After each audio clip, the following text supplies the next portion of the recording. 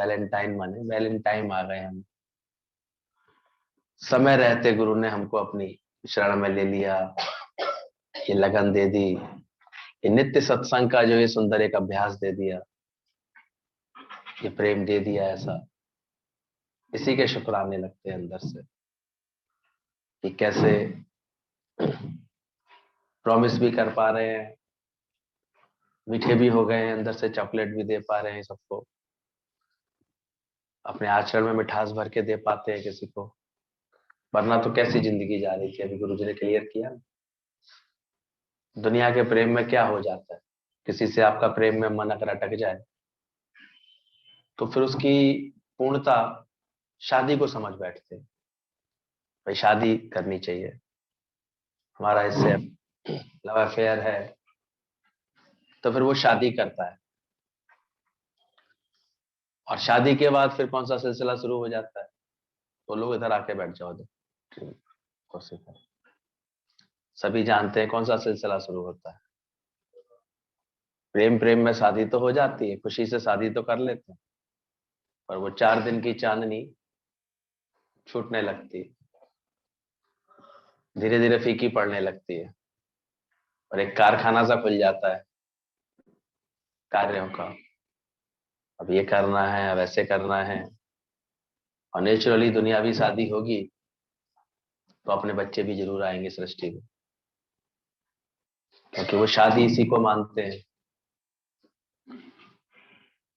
घर वाले भी टोकना शुरू कर देंगे 1-2 साल बाद, अरे कब गुड न्यूज है भाई, कब है ऐसा, कब खुशी मिल रही है ऐसे, क्योंकि यहीं तक सब लोग खुशी मानते हैं।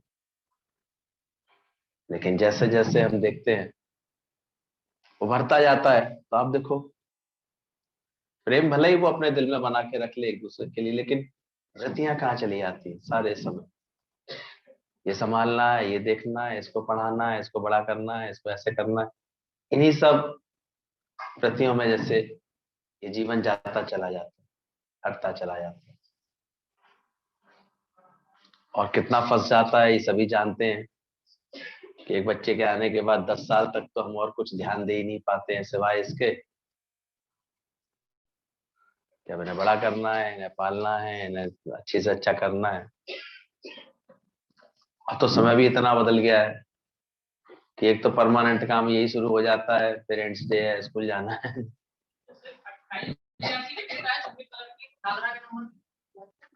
प्रेम से भरा हुआ, बोझ से रहित, आनंद से भरपूर, कर्ता भाव से रहित, ममता से रहित, इच्छाओं से रहित, जैसे बनता जा रहा है।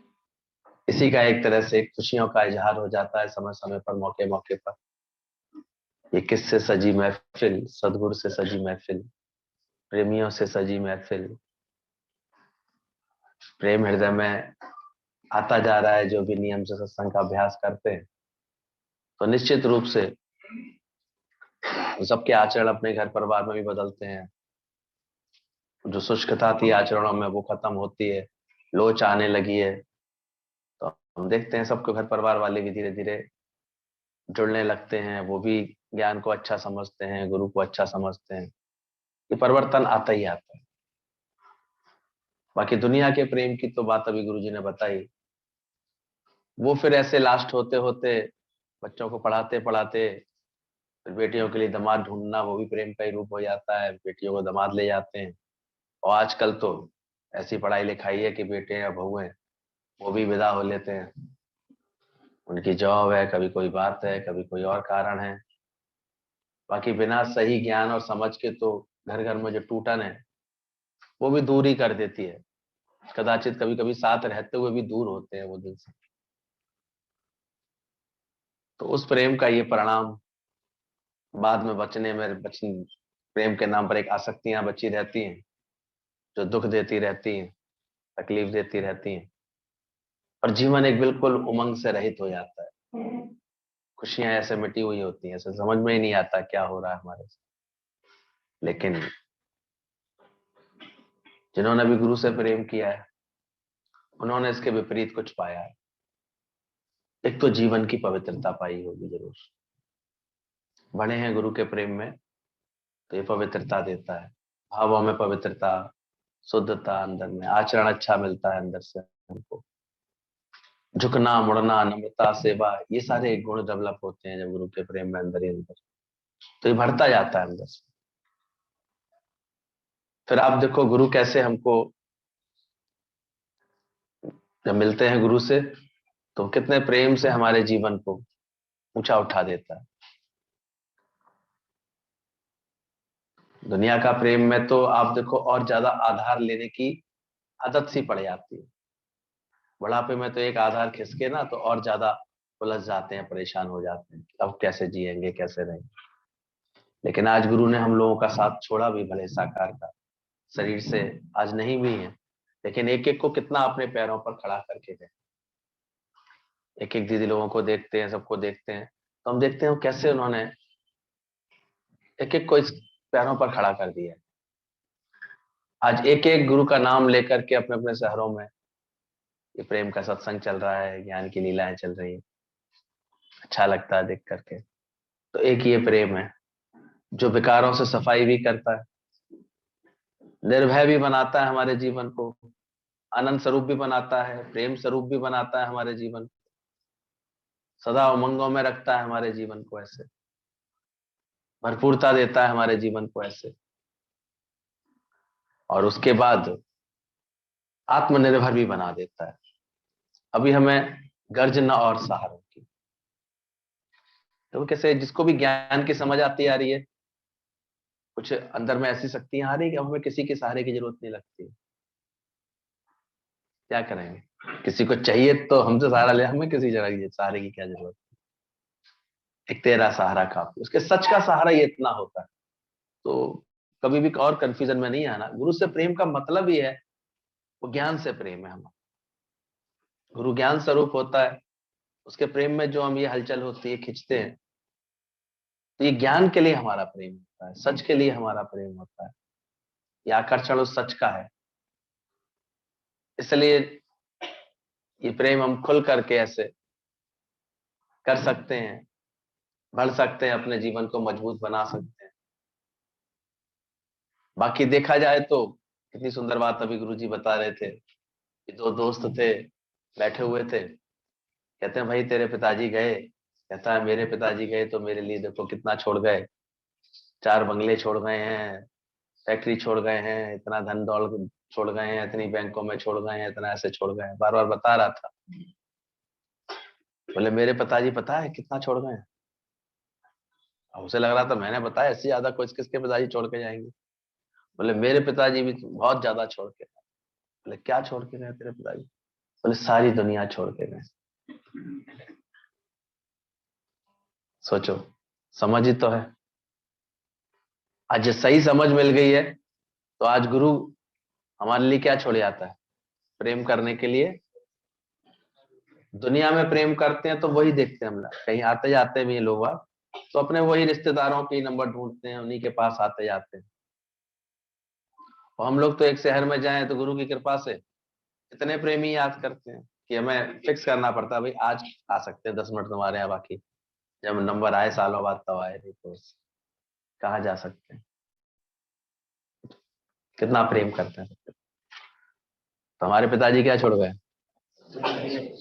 प्रेम के लिए छोड़ गए कि नहीं छोड़ गए। इसकी खुशी मनाओ आज दिल खोल के कि हमने ऐसा सदगुरु पाया, मेरा रोम रोम खिलाया। कैसे हर एक से प्रेम कर सकते हैं, हर जगह जा सकते हैं, प्रेम करने की कला सिखा दी है, आर्ट ऑफ लविंग सिखा दी, आर्ट ऑफ लिविंग सिखा दी, आर्ट ऑफ गिविंग सिखा दी। ये सब गुरु ने हम सबको सिखा दिया। तो बोले प्रेम की पराकाष्ठा है, उसी में जीते हुए हम लोगों के गुरुजनों के जीवन थे, और तभी जीवन में एक आह्लाद महसूस करते थे, आनंद था, और वही गुरु ने हम सबको बांटा है। कर लें सबको प्यार, जगत में कोई नहीं पराया, ये प्रेम जगत में सार। तो गुरु जी कहते हैं प्रेम जगत में सार, ये आधार है परमात्मा। प्रेम जो है इस सृष्टि का आधार है। कितना अद्भुत प्रेम है, ईश्वरीय प्रेम में जिसने भी किया, आज तक राधा कृष्ण का प्रेम इतनी पवित्रता के साथ सब लोग स्मरण करते हैं। वो प्रेम इतना पवित्र हो गया कि राधा श्याम और श्याम राधा हो गई एक तरह भाव ही तो था एक। आज क्या था, राधा को पता तो था ये शादीशुदा है, लेकिन फिर भी उनके हृदय में क्या था, उस कृष्ण को लेकर के, उसको लेकर के इतना जबरदस्त प्रेम कि धीरे धीरे वो उसके बिल्कुल ही रूप में ढल गई। जब भी प्रेम सच्चा होता है, देखो हम उसके गुणों को पाने लगते हैं अपने आप में। तो यहाँ तो गुरु क्या है, ज्ञान का स्वरूप होता है। हमारा प्रेम फिर किससे हो जाएगा। यहाँ आएंगे, अभी भी आए हैं बैठे, तो क्या कर रहे हैं, क्या सुना रहा है गुरु, ज्ञान से तो जोड़ रहा है। तो गुरु के दर पर आएंगे, गुरु से प्रेम करेंगे तो क्या, कौन सी छवि मिलेगी हमको। तो बड़ी अच्छी बात गुरु जी बता रहे थे। बोले उसको सब पक्षी आते थे, तो मोर को भी एक बार आया, शिला को लगा, स्फटिक शिला को, कि मैं किससे प्रेम करूं, मैं किससे प्रेम करूं। सब पक्षी तो मुझ में आते हैं, सब मुझ में अक्स देखते हैं, अपना दर्पण देखते हैं, ऐसे नाचते हैं, गाते हैं, खुश होते हैं। पर भगवान आप मुझे तो आपने शिला जैसा बना दिया, पत्थर जैसा बना दिया, मैं किससे प्रेम करूं। तो कहते भगवान ने कहा तुम भी चुन लो, तुम्हें जो पसंद आए। उसने विचार किया तो बोला मोर मुझे बहुत पसंद आता है, मैं मोर से प्रेम करता हूं। बोले करो प्रेम। धीरे धीरे उस शिला ने मोर से ऐसा प्रेम किया, ऐसे ढलती चली गई, वो पिघलती चली गई उसके प्रेम में। कहते हैं वो मोर के रूप में ऐसे बदल गई, बिल्कुल स्फटिक शिला मोर की आकृति में बदलती चली गई। तो ये प्रेम की एक पहचान यही होती है। कभी कभी देखा करो, कोई बहुत अच्छा प्रेम करने वाले संसार में भी, अगर पति पत्नी भी होते हैं, भाई भाई भी होते हैं, तो दोस्त भी अच्छा प्रेम करने वाले होते हैं, तो कभी गौर करना उन सबकी आदतें, स्वभाव बहुत मिलती सी जाएंगी एक दूसरे के, या बहुत अच्छे से एक दूसरे की कोऑर्डिनेशन में होंगी। मतलब अगर मान लो किसी में चीज कमी है, तो उसके अंदर वो कमी उसकी पूरी कर रही होगी। ये प्रेम की पहचान होती है। एक दूसरे का बड़ा अच्छा सहयोग होगा उनके जीवन में, बड़ी अच्छी तालमेल होगी, कभी भी शक नहीं होगा उनका आपस में जीवन में कोई। कभी अंदर में ऐसा भाव नहीं होगा कि ये ठीक नहीं है, ये गलत नहीं है। प्रेम का मतलब क्या है सोचो। आज गुरु से हम सबका प्रेम है, हम तो सच में कभी भी जीवन में, आज 35 साल से ज्यादा अनुभव हो रहा है उनके जीवन के साथ का, कभी उनके किसी कर्म को लेकर, किसी बात को लेकर के कभी एक लाइन तक नहीं आई कभी हृदय में कि नहीं नहीं ये ठीक नहीं होगा, शायद ये ऐसे कैसे। कुछ उनका आकर्षण ही ऐसा था कि ऑटोमेटिक मन हर बात को सही सही मानता गया। बहुतों ने अपनी मन बुद्धि चलाई, लेकिन हम देखते थे कि हमें कभी भी नहीं लगा ऐसे, किसी के साथ भी नहीं। यहां तक महसूस करते थे कि गुरु के दर से कोई भी आया हमारे पास, कोई भी दीदी आई, कोई भी आंटी आई, कोई भी बड़ा आया, छोटा आया, एक प्रेम ही महसूस किया उसके लिए बहुत अच्छे से। सर आंखों पर ही बैठा लाया ऐसे, तो अच्छा लगा। और गुरु ने भी यही समझ दी, तद्रूप किया आपने। तो ये प्रेम की एक पहचान होती है। आज प्रेम दिवस के लिए आए तो हैं सब, लेकिन देखना तुम्हारा प्रेम है बिल्कुल उसी रूप में ढलने चाहते, तैयार हो। प्रेम में ऐसा अंदर में भाव जगाओगे, सदगुरु करे आप समान। गुरु का तो संकल्प होता है, और चाहता भी है गुरु, जो आनंद मैंने पाया है वो तुम भी पाओ। मुझे जगत में कोई धोखा नहीं है, तुम्हें भी कभी धोखा ना लगे इस जगत से कोई। कितने संभाल करके, कितनी कुशलता से, कितने उससे वो सारे कार्य अपने करता है, तुम भी करना सीखो। सुख में, दुख में, लाभ में, हानि में, मान में, अपमान में, कैसे वो समता में रहता है, हम भी तुरंत सीखें ये सब बातें, हम भी संभाल के चलें। तो देखो ये प्रेम सच्चा होता चला जाता है। तो जरूर इसको देखना, गुरु का प्रेम एक एसिड का काम करता है, जो हमारे सारे अंदर के विकार हटा देता है। गुरु का प्रेम जब अंदर आ जाता है, तो सारा मोह, सारे विकार गल जाते हैं।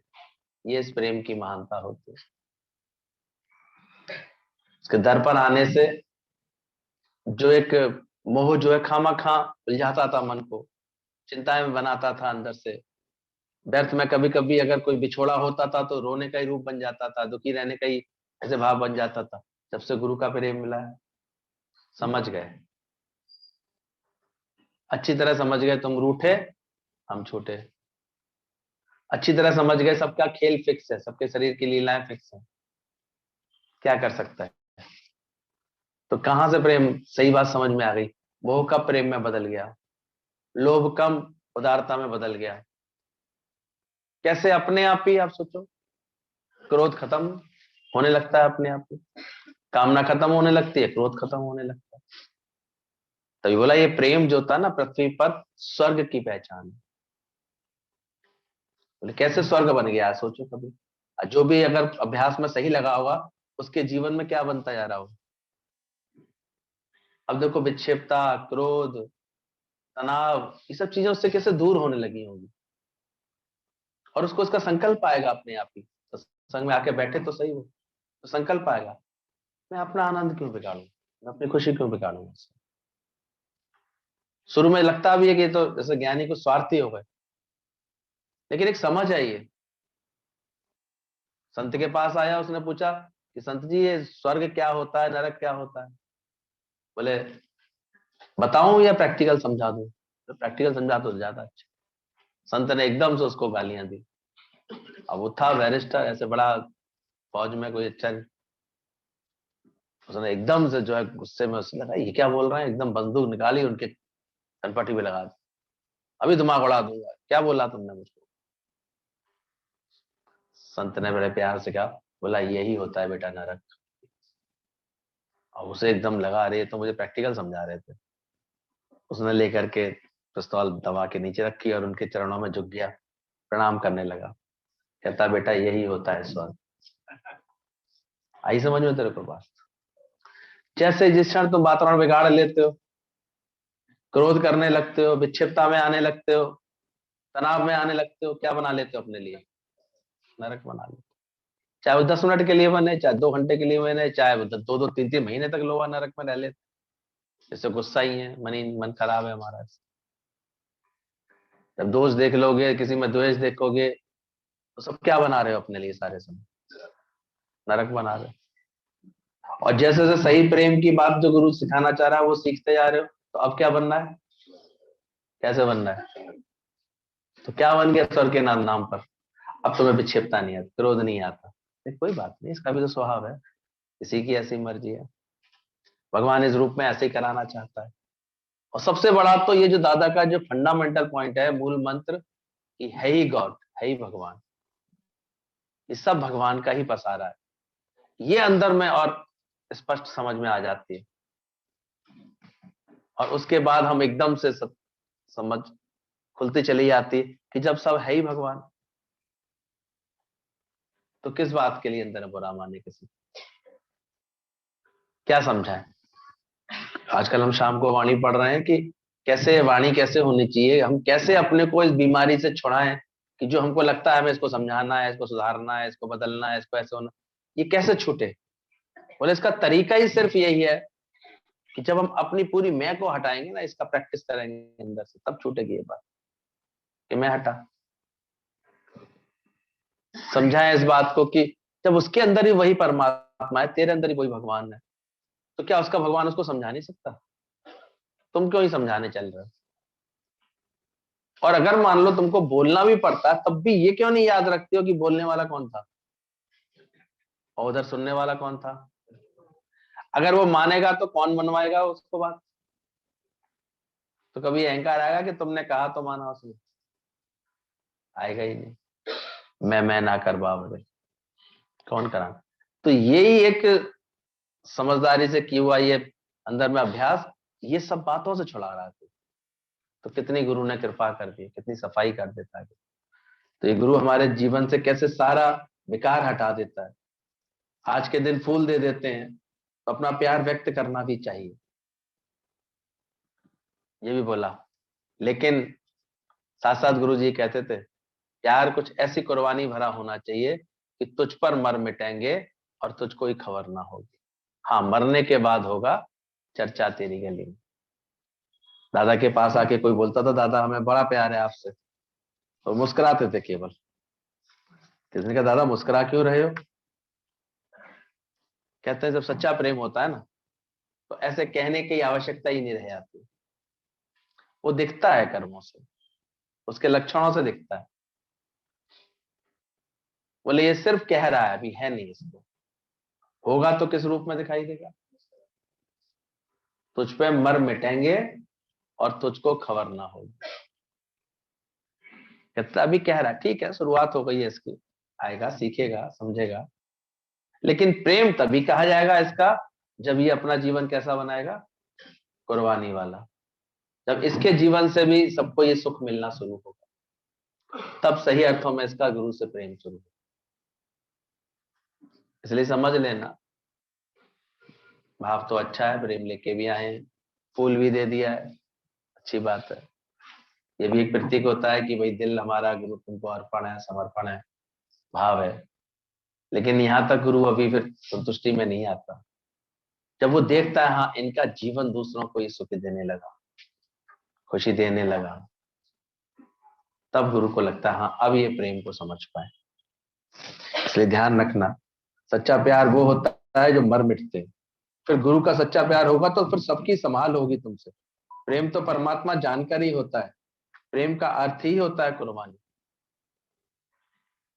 एक दृष्टांत एक बार गुरुजी ने सुनाया था कि कैसे एक शिष्य था, उसको संस्कार जागा, लगन आई कि कैसे मैं भी ज्ञान के रास्ते चलूं, मैं परमात्मा के स्वरूप को जानूं, सत्य जानूं। तो फिर बुद्ध भगवान की शरण में वो आ गया। धीरे धीरे उसको लगन बढ़ती जा रही थी। नेचुरली यहाँ भी गुरु तक तो थोड़ा बाद में पहुंचते हैं, पहले तो कोई हमें मिलता है, वो सत्संग के बारे में बताता है, 4 दिन सत्संग सुनाता है, हमको अच्छा लगता है उसका सत्संग, बातें अच्छी लगती हैं। फिर धीरे धीरे कभी वो कहता है अरे चलो, तो वो लेकर के एक बार गुरु के पास चलता है, तो गुरु से आकर के मिलना होता है। तो धीरे धीरे उसका फिर बुद्ध भगवान से मिलना भी हुआ, अच्छा लगने लगा, उसे सत्संग का शौक लग गया, संस्कार थे उसके जीवन के तो बदलाव आ गया, अच्छा लग रहा था। लेकिन अभी भी उसको पुराना जगत से खींचता रहता था, जगत के आकर्षण उसको खींचते रहते थे। अब गुरु की नजर तो पड़ जाती है हर बात के ऊपर, गुरु तो पहचान लेता है कि अभी पूरी तरह से ये नहीं रंगा है, इससे अभी अभी बहुत बहुत इसको आकर्षण पड़े हुए हैं। वहीं से जूते भी खा के आता है और घुस के भी फिर वहीं आता है, आदत पड़ी हुई है इसको अभी। तो गुरु ने पूछा उसको, जब हालचाल गुरु लेता है तो पता लग गई उसको कि गुरुजी जब मैं आया था आपके पास तो मेरी बीवी ने चलते चलते बड़े बहुत प्यार वाली थी। बातों से पता लग जाता गुरु कहाँ अटका हुआ, तो वो उसी की चर्चा करेगा, उसी की बात करेगा, जहां मन होता है उसी की चर्चा। मेरी पत्नी बहुत अच्छी थी और ऐसे मैं आया था तो उसने मुझे बड़े प्यार से बोला था मुझे भूल नहीं जाना, जा तो रहे हो आप गुरु के पास लेकिन मुझे भूल नहीं जाना। अब वो भूलती नहीं है, उसने कह दिया था। और उसकी आंखें बहुत सुंदर थी गुरु जी, बहुत अच्छी आंखें थी उसकी, ऐसे थी। समझ गए गुरु ये कहाँ अटका हुआ है। धीरे धीरे बुद्ध भगवान ने उसको ऐसा प्यार दिया, कहते क्या मेरी आंखें सुंदर नहीं है, क्या मैं सुंदर नहीं हूँ, ऐसे कर करके उसका मन जैसे पूरी तरह से धीरे धीरे फिर गुरु में आने लगा। हालांकि सत्संग अपना कार्य अपने आप ही करता है, धीरे धीरे उतरेंगे नशे माया के सारे, जरा दिल को अपने लगा के तो देखो, लग जाता है। तो अब और अच्छे से आ गया। अब गुरु के आने का मतलब क्या है, अब उसका जीवन जो है साफ भी हो गया, विकार रहित भी होने लगा, खुशियों से भी भरने लगा, उमंग भी रहने लगी। अब जाके और कार्य भी करने लगा, सबको ये प्रेम बांटने लगा, खुशी बांटने लगा। तो और रंग गया, पता लग जाता है गुरु को कि हाँ अभी ये रंगता जा रहा है। अब इसके अंदर में कोई चिंता नहीं रहती, कोई फिक्र नहीं रहती, हमेशा ऐसे डूबा सा रहता है प्रेम में, हमेशा अच्छा लगता है। तो ये प्रेम ही तो गुरु का बदलाव लाता है हमारे जीवन में। फिर गुरु ने जब देखा ये पूरी तरह से अब मेरे समर्पण में है, प्रेम में है, फिर गुरु ने उसको एक दिन आज्ञा दी। एक वैश्या थी, वो भी गुरु की शिष्या थी, तो बोला जाओ तुम अब इसके पास जाया, इसके पास आओ, इसके साथ रहो। उसने भी बहुत तरह तरह से उसको रिझाने के लिए, गुरु की आज्ञा थी तो डोरे डाले, लेकिन देखा तो वो किसी भी तरह से भटका नहीं, किसी भी तरह से उसके अंदर में कोई गिरावट नहीं आई, उसके चरित्र में, उसके आचरण में। फिर वो ऐसे, जब समय बीत गया, वहां से जब वो लौट करके आया तो बोला गुरु जी को पता था सब बात है, ये जो है इसके अंदर कोई गिरावट नहीं आई, ये कहीं नहीं भटका है, तो और प्यार गुरु से बढ़ गया उसको। वहां भी और अधिक जो गुरु को समर्पित होकर रहता है और बचा रहा वैसे। तब गुरु ने फिर उसको पूरा अपने हृदय से लगा करके एक किया। उसका सिद्धांत बहुत अच्छा बताते थे, पहले तुम आते हो जगत से, दुनिया से, तो गुरु रोज ये ज्ञान के रूप में प्यार देता है हमको। आकर्षण तो सारा ज्ञान का ही होता है, सत्य का ही होता है, बाकी किसी झूठ का तो आकर्षण होता नहीं।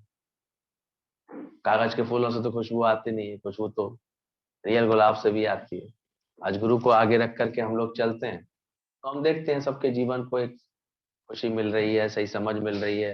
रोज कभी किसी रूप में, कभी किसी रूप में, कभी किसी टॉपिक पर, कभी किसी टॉपिक पर ज्ञान ही मिलता है हमको, और उस ज्ञान से हमारा जीवन संवरता है, अच्छा होता है। हाँ, कभी गुरु देखता है अभी कहीं अटकी है इसकी बात, कहते हैं ना पानी में लट्ठे डाल दिए जाते हैं, वो बहते हैं, और कहीं अटक जाते हैं तो ठेकेदार खड़े कर देते हैं वहां बीच बीच में। नदी के द्वारा जो ट्रांसपोर्ट होता है ना पहाड़ी इलाकों पे, पहाड़ों का ट्रांसपोर्ट उसमें लकड़ियों का इस तरह से ही करते हैं, लट्ठे काट करके नदी में बहा देते हैं, पर थोड़ी थोड़ी दूरी पर उनके आदमी खड़े रहते हैं, और वो लट्ठा कहीं अटक जाता है तो वो उसको डंडा मार मार के सीधा करके फिर धारा के सीधा कर देते हैं, फिर वो बहता चलता है वैसे। ऐसे करके वो इतना सारा ट्रांसपोर्ट बचा लेते हैं।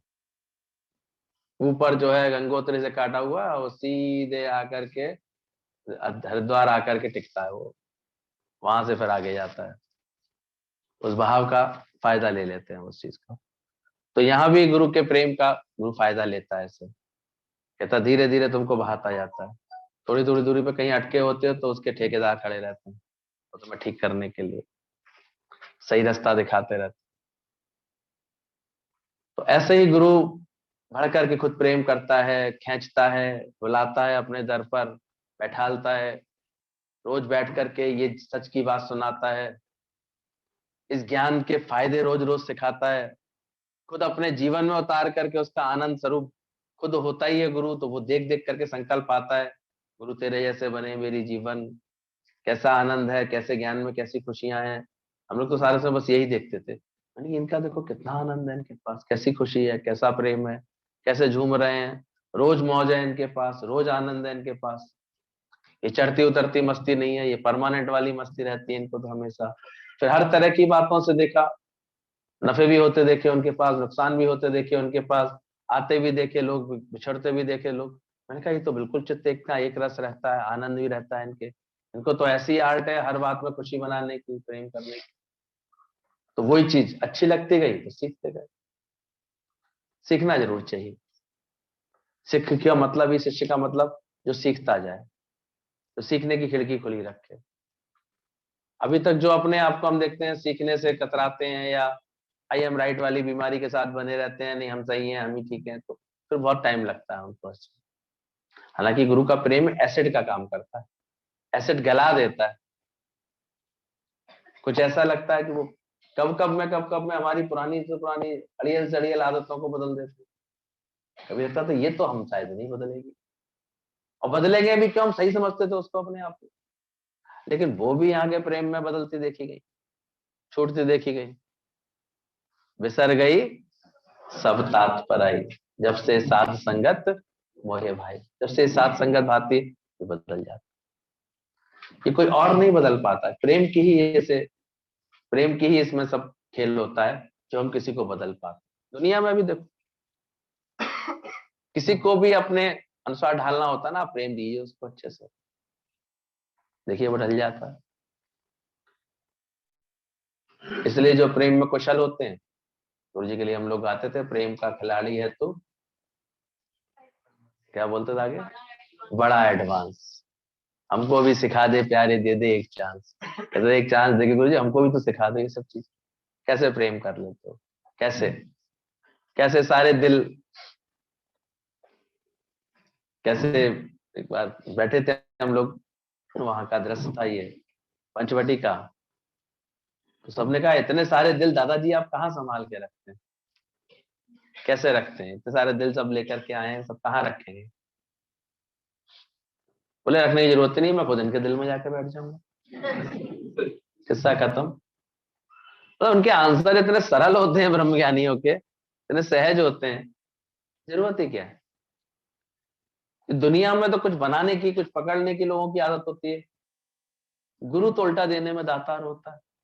जरूरत क्या है। इसलिए उसका प्रेम हमको निर्बंधन भी कर देता है, इसलिए उसका प्रेम हमको फ्री भी रखता है।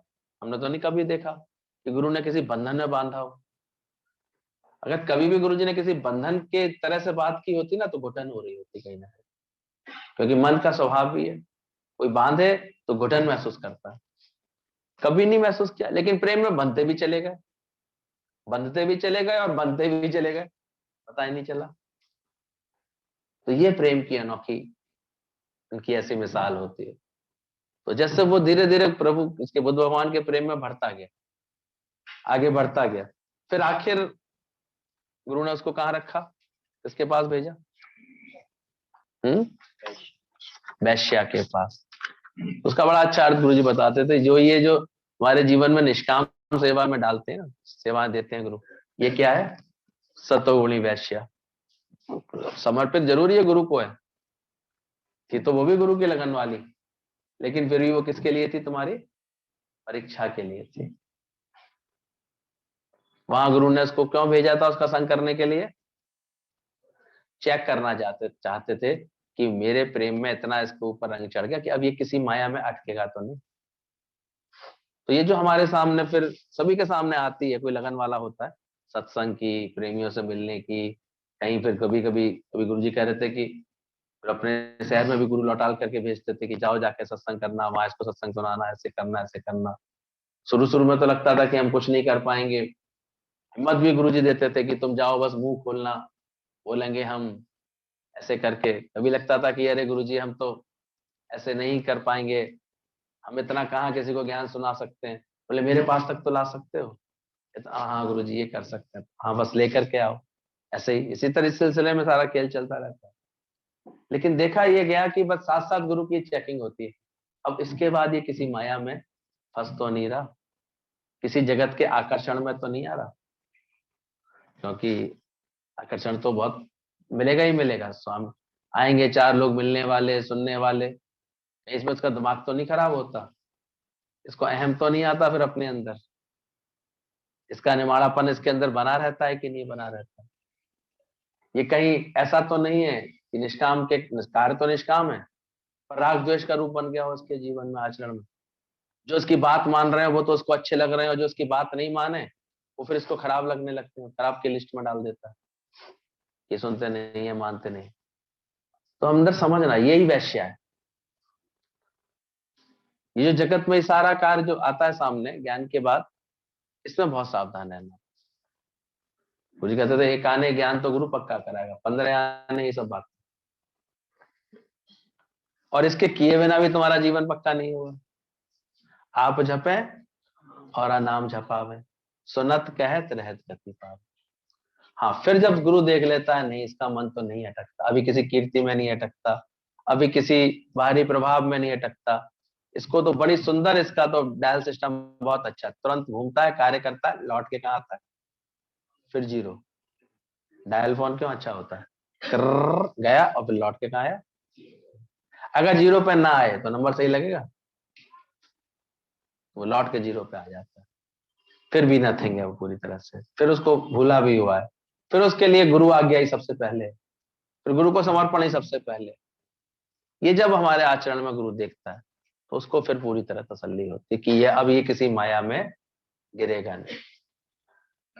अब देखो सरल थी इतनी, जो है शारदा माँ इतनी सीधी सादी सी थी, लेकिन वो भी इतनी बुद्धिमान हो गई थी कि जब विवेकानंद आया उनसे आज्ञा लेने के लिए कि मुझे निष्काम सेवा के लिए गुरु की प्रेरणा हो रही है, गुरु जी भी कहा करते थे मैं माँ ये भ्रमण करने जाना चाहता हूँ, अमेरिका भी मुझे जाना है, ऐसा विश्व धर्म सम्मेलन हो रहा है, उसमें मेरा भाव हो रहा है जाने का, लोग मुझसे कह भी रहे हैं जाने के लिए, आपकी क्या आज्ञा है, आप मुझे क्या आज्ञा देना चाहेंगे? तो कुछ नहीं किया, सीधी सी सरल सी थी, लेकिन ऐसी वो भी अंदर से ब्रह्म में लीन रहती थी। बस इतना ही बोला, बड़े खुशी से जाना, लेकिन पहले जरा मुझे चाकू तो देना उठा के।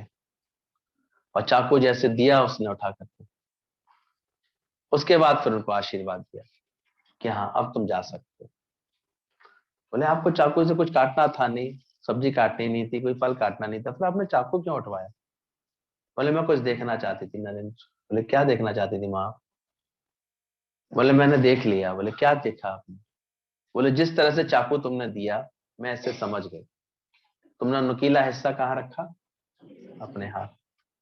और मूठ वाला हिस्सा तुमने मेरी तरफ किया, तो मैं पहचान गई कि तुम इसी प्रकृति की हो कि सारी तकलीफें किसकी तरफ रखोगे और सुख हमेशा किसके लिए रखो? दूसरों को सुख दो, तकलीफ अपने लिए रखो। इससे मुझे समझ में आ गया कि तुम ये कार्य करने के योग्य हो। अब देखना, कार्य तो करने का किए बिना भी काम नहीं चलेगा, लेकिन कहीं सुख बुद्धि तो नहीं रहती है, तपस्या कर पाएंगे? आजकल हम देखते हैं बड़ा मुश्किल हो गया लोगों को ये कार्य करना। कोरोना ने तो और जो है लोगों की ऐसी जो है खराब कर दी है मन की स्थिति। जबकि युक्ति लगाएं, प्रेम रखें, अंदर में लगन हो, अंदर में किसी के उद्धार का अंदर से भाव हो, तो वो लोग तो हम देखते हैं लगे ही हुए एक तरह से, उन्हें तो कोई दिक्कत नहीं आती। किसी का भी प्रेम खींच लेता है उनको कहीं भी। परसों ही देखा हमने, कहा देखो किसी का भाव था कि नहीं भैया 14 तारीख से पहले तो मम्मी को दौड़ भी गए और वो मिल भी आई उनसे अच्छे से। इटावा में भी उस दिन मैंने महसूस किया कि देखो उनको वहां पर लग रहा था जानकी आंटी को कोई आ जाए, तो वहां तक भी भगवान ने फटाफट प्रोग्राम बना दिया, 2-3 घंटे उनके साथ भी मिल लिए। फिर एक बार शाम को सरसागंज में एक जगह भाव था, वो बार बार बुला रहे थे, तो लौटते में हमने कहा देखो भगवान कर भी कितना सरल कर रहे, सरलता से चलेंगे, सरलता से लौट भी आए, प्रेम भी पूरा हो गया। तो अंदर बस केवल समर्पित हो जाओ, तो खुदा तो अपने बंदों की खुद करता निगरानी, नया माजा नया पाना दाना पानी। तो जब तुम उसको समर्पित हो जाते हो वो अपना कार्य खुद करता है। तो इसलिए सावधान जरूर रहना, आएगा जरूर। सत्संग में बैठते ही हमारे अंदर की सफाई शुरू होती है, इसलिए अंदर की प्रवृत्ति हैं बदलने लगती हैं, बंधन छूटने लगते हैं। और आएंगी तो बहुत बातें, लेकिन प्यार मिलता है गुरु का तो कोई भगवान के लिए नाच पाता है। गुरु का प्यार जब जीवन में आता है तो नम्रता सेवा हमारी पहचान बन जाती है। उसको प्यार समझना, जब जीवन में आगे बढ़ करके सेवा करने के, झुकने के, मुड़ने के, नम्रता भाव में जीने का ये अंदर में भाव बनने लगे, ये आचरण में आ जाए, तब तुम्हारा प्रेम है। तो इस प्रेम को सही दिशा देना हमेशा। गुरु तुमको तुम्हारे ही भीतर का गुप्त खजाना ढूंढने में मदद करता है। फिर शब्द लगना, बातें लगना बंद हो जाती है, अंदर ही तुम्हारे आनंद की गिन्नियां तुमको मिलने लगती। तो बहुत शुक्राना करना इस बात का, जो गुरु ने हमारे जीव भाव को हटाया और आनंद ही की गिन्नियां हमारे अंदर ही दर्शन कराई, ये बैठाल के दिखा दी गुरु ने कि अब कोई भी सामने आता है, कैसे हमारे जीवन से छीन करके गुरु ने मांगने वाला कटोरा, पहले तो भीख सी मांगते थे ना, दे दे प्यार दे, दे दे प्यार दे, प्यार दे, ऐसे करते, तो वो कटोरा खींच करके गुरु ने कब खींच दिया, फेंक दिया ऐसे। कैसे वो लड़की चुपचाप चुपचाप सत्संग आती थी, पिता को इतना पसंद नहीं था, कहते थे तेरी दादी जाए अम्मा जाए ठीक है, तू कहाँ आ रही सत्संग, हमारी कोई उम्र सत्संग करने की? ऐसे कभी कभी लोग ऐसी धारणा रखते हैं, सोचते हैं सत्संग वत्संग जैसे बड़ी उम्र वालों का।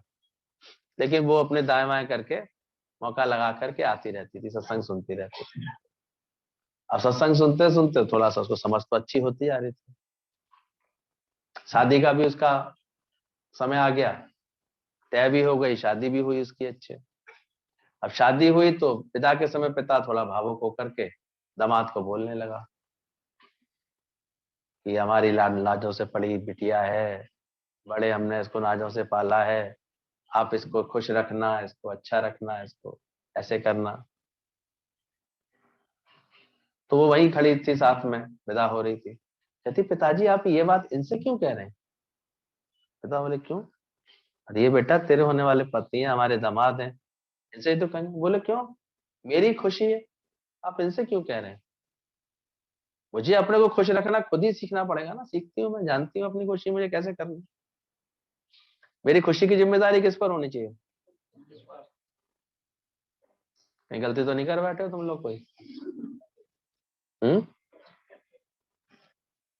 तुम्हारी खुशियों की जिम्मेदारी किस पर आ गई है? बहुत सारे बेवकूफ दिख रहे हैं मुझे बैठे। हम्म? और उसकी ये बात सुनकर के उसके पिताजी का तो एकदम से सीना चढ़ गया, अरे वाह बेटा, अब आज समझ में आई, तो सत्संग जाती थी, सही जाती थी, सही बात समझ के आई कि तेरी खुशियों की जिम्मेदारी किस पर होनी चाहिए? तेरे मेरे खुद पर, मेरे खुद के स्वभाव में ऐसा होना चाहिए कि मैं खुश रहूं हर हालत में। दूसरा मुझे क्या खुश करेगा? पति भी समझ गया, ये वही नहीं है, ये समझदार है भाई, ये तो बहुत। तो ये सच्चा प्रेम हमें कैसी हिम्मत देता है, ताकत देता है। तो आज उस प्रेम को हम लोग नमन करने बैठे हैं, जो प्रेम की दिव्य धारा गुरु ने हम लोगों को ऐसी बहाई है। रोज इसका कभी गीता के रूप में, कभी योग वशिष्ठ के रूप में, कभी अष्टावक्र के रूप में, जो रोज जो ये हमको ये प्रेम मिलता है, गुरु का समझ मिलती है, अंदर अंदर की जो ताकत है गुरु डाल रहा है। कितना माँ पता नहीं लगने देती कब जेब में पैसे डाल देती है। बच्चे कभी कभी इतने अच्छे संस्कारी होते हैं तो मांगते नहीं है, तो माँ खुद उनकी चेक कर लेती है इसके पास है कि नहीं। 10 20 100 200 500 रुपए चुपचाप डाल भी देती है कि जाएगा तो उसको काम आती रहेगी। एक आध खाने पीने का भी सामान पैक करके डाल देती है। फिर वो अचानक निकलते हैं, अरे ये कब रख दिया मम्मी ने, बड़ी खुशी होती है। तो पता लग जाता है कि देखो कितना उसका प्यार है मेरे से, कि हमको तो पता भी नहीं चला और ये रख दिया, आज जरूरत लग रही है तो कैसे ये मिल गया, हमको काम आ गया। तो ऐसे ही गुरु करता है, वो कब कब हमारे हृदय में ऐसी सुंदर सुंदर ज्ञान की बातें समझ डाल देता है कि कारण आने पर, समय आने पर, जब वो हम उसका लाभ लेते हैं, उसका शुक्राना निकलता है। कोई कर सके ना गुरु ने ऐसा, उम्र भर का एहसान। तो क्या इरादा है? हम्म? ख्याल अच्छा मिला के चलना है। राधा को पता था कि कृष्ण की शादी भी हो गई है, फिर भी उसकी दासी बनना भी स्वीकार किया। जिसने प्रेम किया उसने ही प्रभु को पाया है। जो मैं कर लेते हैं वो फिर प्रेम सूख जाता है, जो मैं करते हैं फिर प्रेम सूखने लगता है। और प्रेम में तो केवल एक ही बात लगती है, कैसे किसी का दिल जीता जाए। अरे कुछ प्रेम की फीलिंग आ गई है अंदर में कि नहीं आई है? हमारे यहाँ का प्रेम का मतलब क्या है? कैसे किसी का, तो इस कार्य में कुशलता आ गई है कि अभी भी रूठे हुए हैं कोई लोग तुमसे? देखो बताते तो नहीं है सीधे, इतने यहाँ तो बड़े ऐसे बढ़िया बन के बैठ जाते हैं। पर अगर ऐसा कुछ है तो आज से प्रेम को और ऐसे साफ करना, ठीक करना। प्रेम का मतलब ही है कुर्बानी, प्रेम का मतलब ही है त्याग, प्रेम का मतलब ही है दूसरों के लिए सुख देने की सोच पाना। उसको प्रेम कहते हैं। जिसको दुनिया ने इतना गलत रूप में बना दिया है, प्रेम माने तो हमें दे दे बस, ऐसे भिखारी से दिखाई देते हैं लोग आज।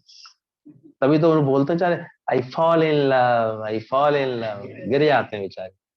प्रेम में क्या करते हैं? दुनिया का देखा करो प्रेम, और कैसे गिरावट दिखती है उनके जीवन। और हम लोग यहाँ क्या बोलते हैं? We rise in love, we rise in love, उड़ते हैं, चढ़ते हैं ऊपर।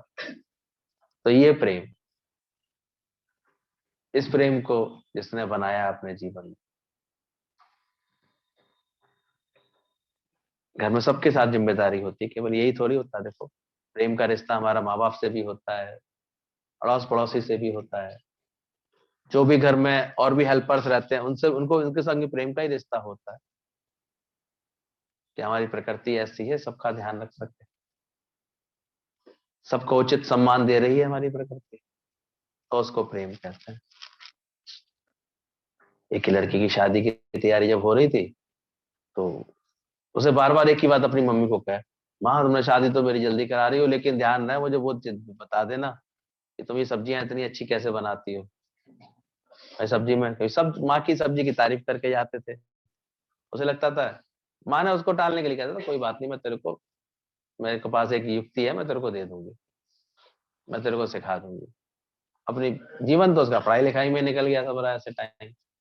अब अचानक शादी आके खड़ी हो गई, तो बार बार रोज सुबह शाम कहते ध्यान रखना, वहां को देख देना, वो जिससे डालने से तुम्हारी सब्जियां अच्छी बनती ना, वो जरूर रख देना, नहीं तो मेरी फिर गड़बड़ हो जाएगी।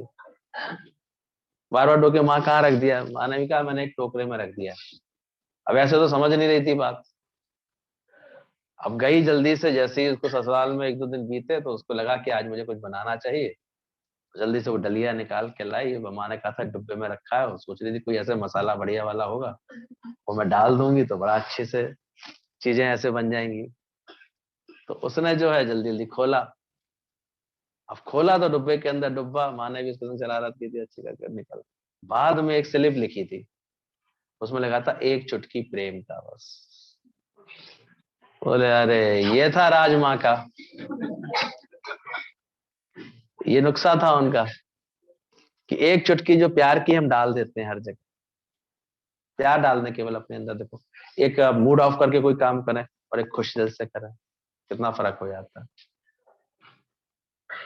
एक हर जगह अपना प्रेम उड़लते हुए कोई कार्य करते हैं, कितना सुंदर दिखाई देता है। इसलिए प्रेम को भगवान की एक सुंदर रचना बोली गई है, इसको आधार बोला गया है। और जब से इस प्रेम का पता लगाया, तेरा जो प्रेम पाया, तब से है प्रेम जाना। नहीं तो दुनिया में तो ये स्थिति हो गई थी, धीरे धीरे वो प्रेम जाने कहाँ गायब हो गया था। सब ऐसे जिम्मेदारी है, फर्ज है, ड्यूटी करते करते सारी ब्यूटी हमारी गुरु गायब हो जाती है। फिर गुरु आता है जीवन में, फिर से लौटा देता है, फिर से तुम्हारा बचपना लौटालता है, तुम्हारा प्रेम लौटालता है, सही समझ लौटालता है। तो ऐसे गुरु पर बल्ले बल्ले जाइए।